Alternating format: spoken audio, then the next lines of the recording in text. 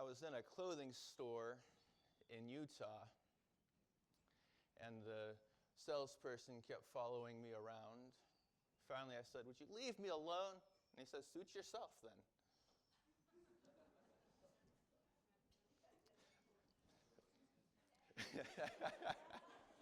Yeah.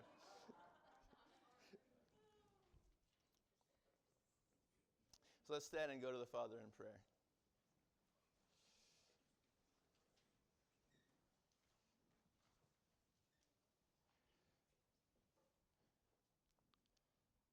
Father, as we consider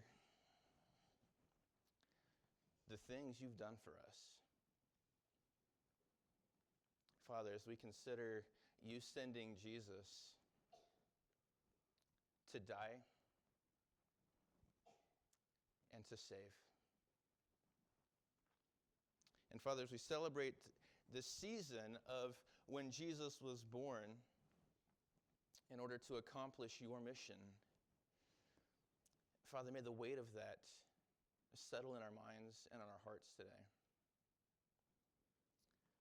And Father, as we look at communion and the words that Jesus gave us,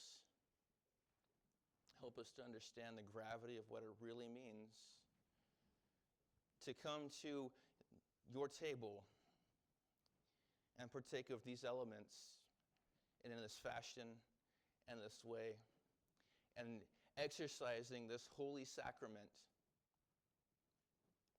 that you said to do until you came. Father, be with us.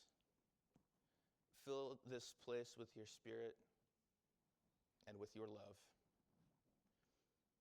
I pray all these things in the name of your mighty Son, Jesus. Amen. So I've entitled today's message, Love Wins, because isn't that the truth? Didn't God so love the cosmos, the world, that he gave his only Son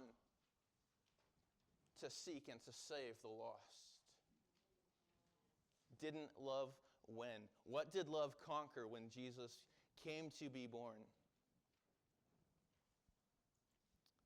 And let's look at what it says here in Ephesians 4, 1 through 6. It says, "I therefore, the prisoner of the Lord, beseech you that you walk worthy of the vocation wherewith you are called." It says, "With all lowliness and meekness, with long-suffering, forbearing one another in love, endeavoring to keep the unity of the Spirit in the bond of peace. There is one body and one Spirit, even as you are called in one hope of your calling. One Lord, one faith, one baptism. One God and Father of all, who is above all and through all and in you all." What in the world does this have to do with communion? Communion represents unity. Endeavoring to keep the peace. One body, one Spirit, one Lord, one baptism, one God and Father, who is in us all if you are his. And then let's skip down to verses 13 and 14. It says, "Till we all come in the unity of faith and the knowledge of the Son of God unto a perfect man, unto the measure of the stature of the fullness of Christ, that we henceforth be no more children, tossed to and fro and carried about with the wind of every strange doctrine, by the sleight of men and the cunning craftiness whereby they lie in wait to deceive." Unity of faith, and not carried away by strange doctrines, not carried away by a false Christ. And doesn't the call to communion and the call to remember what Christ did for us remind us of our true doctrine? We'll get into this in greater detail shortly. But Jesus says, as often as you do this in remembrance of me. In remembrance of what? What are we to remember?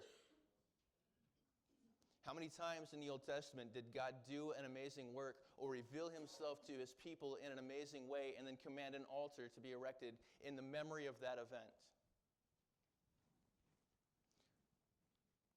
And how often did they do it out of awe, out of what had transpired at that place that they felt the need to erect an altar to God.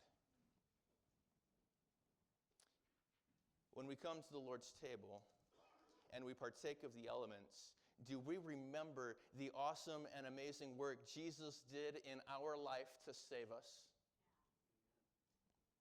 Or do we simply remember that he died and rose again? What kind of power did Jesus need to save us? What did Jesus save us from? And what did Jesus redeem us to? We are supposed to be the altar of remembrance. He tells his story through us. Each of our stories are different, but end with the same result. But Jesus came, and my life was saved. John records Jesus' prayer in which he says, "May they, us, be unified like we are unified, that the world may know that you sent me." And that the unity is represented by our love for one another. So as we consider communion, as we consider unity, are we unified? Or are we striving against each other? We cannot love one another without first forgiving one another. Let's look at 1 Corinthians 11, 23 through 33. It says, what? Have you not houses to eat and drink in? Or do you despise the church of God and shame them that have not? What shall I say to you? Shall I praise you in this? I praise you not. For I have received of the Lord that which I have delivered unto you, that the Lord Jesus, the same night in which he was betrayed, took bread, and then he had given thanks. He brake it and said, take, eat, this is my body, which is broken for you. Do this in remembrance of me. After the same manner, he also took the cup, and when he had supped, saying, this cup is the cup of the New Testament in my blood. This do ye as often as you drink it in remembrance of me. For as often as you eat of this bread and drink of this cup, you do show the Lord's death until he come. Wherefore, whosoever shall eat of this bread and drink of this cup, the Lord unworthily shall be guilty of the body and the blood of the Lord. But let a man examine himself, so let him eat of the bread and drink of that cup. For he that eateth and drinketh unworthily, eateth and drinketh damnation to himself, not discerning the Lord's body. For this cause many are weak and sickly among you, and many sleep. For if we would judge ourselves, we ought not be judged. But when we are judged, we are chastened of the Lord, that we should not be condemned with the world. Wherefore, my brethren, when ye come together to eat, tarry for one another. Communion represents unity. We have a command in verse 28 to examine ourselves to determine eligibility. And we have a duty not to partake of the elements unless we are worthy. But how do we examine ourselves? We can look to Psalm 26, 2 through 7 for the answer. Examine me, O Lord, and prove me. Try my reins and my heart. For thy loving kindness is before my eyes, and I have walked in thy truth. I have not sat with vain persons, neither will I go with their dissemblers. I have hated the congregation of evildoers, and will not sit with the wicked. I will wash mine hands in innocence, so I will compass thine altar, O Lord, that I might publish with the voice of thanksgiving and tell all of thy wondrous works. Search me, O God, and know my way. Let's look at Lamentations 3:20. My soul hath them still in remembrance, and is humbled in me. And Haggai 1:5 and 7. Now therefore, thus saith the Lord of hosts, consider your ways. You have sown much and bring in little. You eat, but you have not enough. You drink, but you are not filled with drink. You're clothed, but there is none warm. And he that earneth wages, and puts into a bag with holes. Thus says the Lord of hosts, consider your ways. Have we considered our ways this morning? Last week I warned you that communion was coming. Have we sought out those that we have things against and tried to work peace? Have we reconciled? Have we allowed God to examine our hearts to determine eligibility?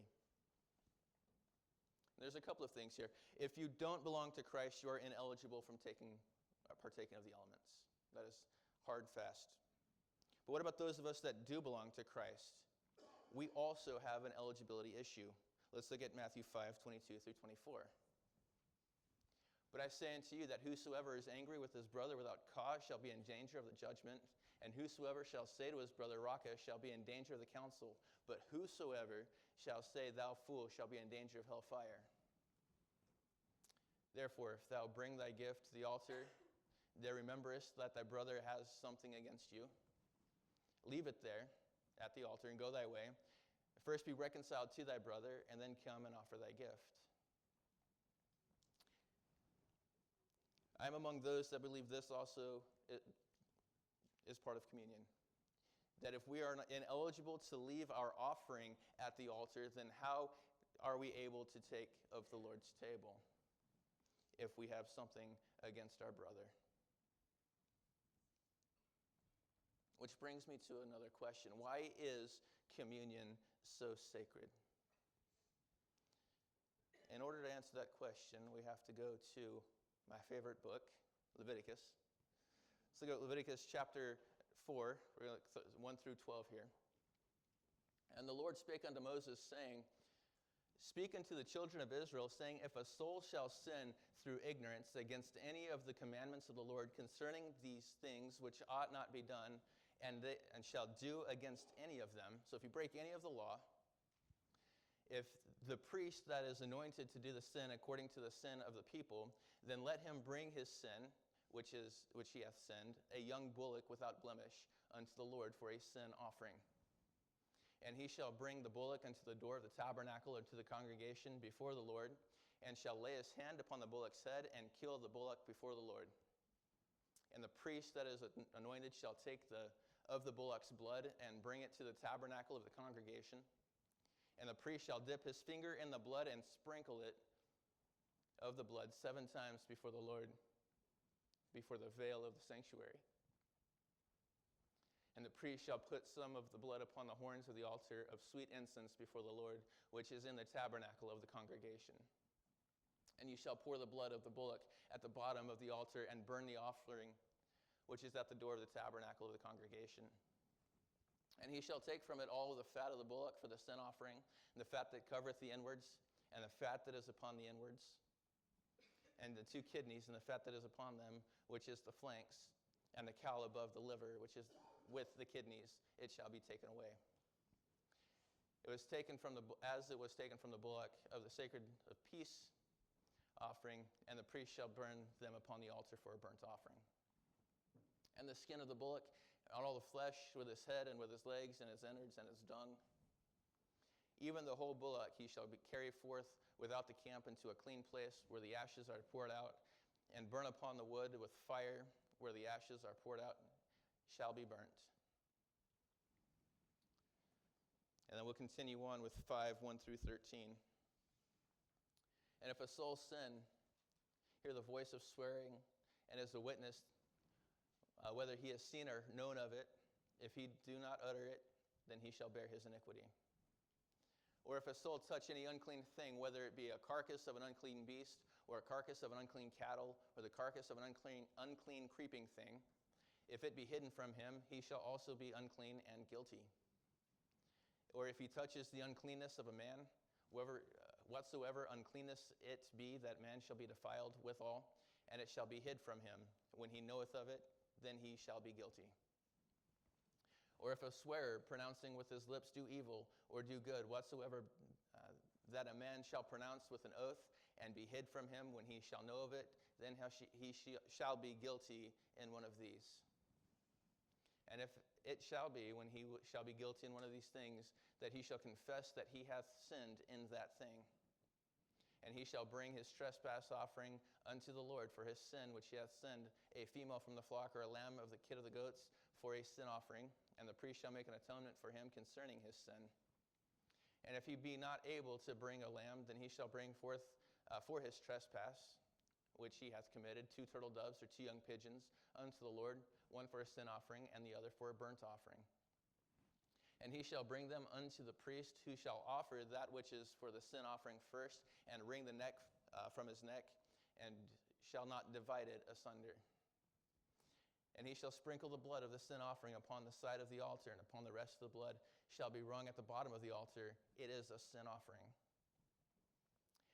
He shall offer the second for a burnt offering according to the manner, and the priest shall make an atonement for him for his sin which he hath sinned, and it shall be given to him. But if he is not able to bring 2 turtle doves or 2 young pigeons, then he that sinned shall bring for his offering a 10th part of an ephah of fine flour as a sin offering. And he shall put no oil upon it, neither shall he put any frankincense thereon, for it is a sin offering. Then shall he bring it to the priest, and the priest shall take his handful of it, even a memorial thereof, and burn it on the altar according to the offerings made by fire unto the Lord.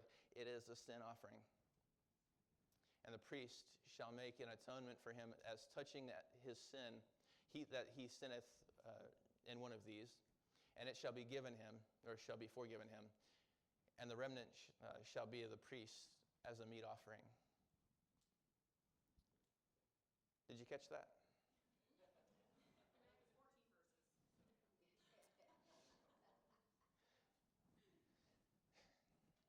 So Jesus is our sin offering. But what was the priest supposed to do with the blood and the meat? So what is the significance of Jesus saying, "This is my blood spilt out for you. Take it and drink." Or, "This is my body broken for you. Take and eat." In essence, Jesus was saying, "I am the sin offering." The high priest was to put the blood of the offering on the altar. Supposed to drench the altar with the blood. What are we supposed to do with the blood of the sin offering? We're supposed to drink it. Where's the altar? Aren't we now the altar? Moreover, what else do we put on that altar that should be completely dedicated to God? Let's review what the priest that offered the sacrifice was to do with the meat from the offering. He was supposed to eat it. So long as it didn't take 3 days to do it. If the meat's out longer than 3 days, he was supposed to cast it off and burn it. Any coincidence with the symbology here? Jesus in the grave 3 days? I think it's interesting, and it further proves the point that every detail is in Scripture by deliberate, specific design. So now we have this command by Jesus to eat of his body and drink of his blood. What does that make us? This is where the idea of the priesthood of the believer comes from, that all that belong to Christ and partake of communion are part of the priesthood of the new covenant. We also see this in 1 Peter 2, 1 through 5. It says, "Wherefore, laying aside all malice and all guile and hypocrisies and envies and all evil speakings, as newborn babes desire the sincere milk of the word, that ye may grow thereby. If so be ye that you've trusted that the Lord is gracious, to whom coming as unto a living stone, disallowed indeed of men, but chosen of God and precious. You also, as lively stones, are built upon a spiritual house and holy priesthood to offer up spiritual sacrifices acceptable to God by Jesus Christ." Only priests had access to the throne of God, and we are considered the priests of the new covenant. Remembering what Jesus did includes remembering that by his sin offering that we are commanded to eat is what gives us access to the throne of grace. We can be an intercessor to God for each other because of what Jesus did on the cross. We can be an intercessor for ourselves before the throne of God because of what Jesus did on the cross. And by raising on the third day. We have unrestricted access to the Father because of our sin offering.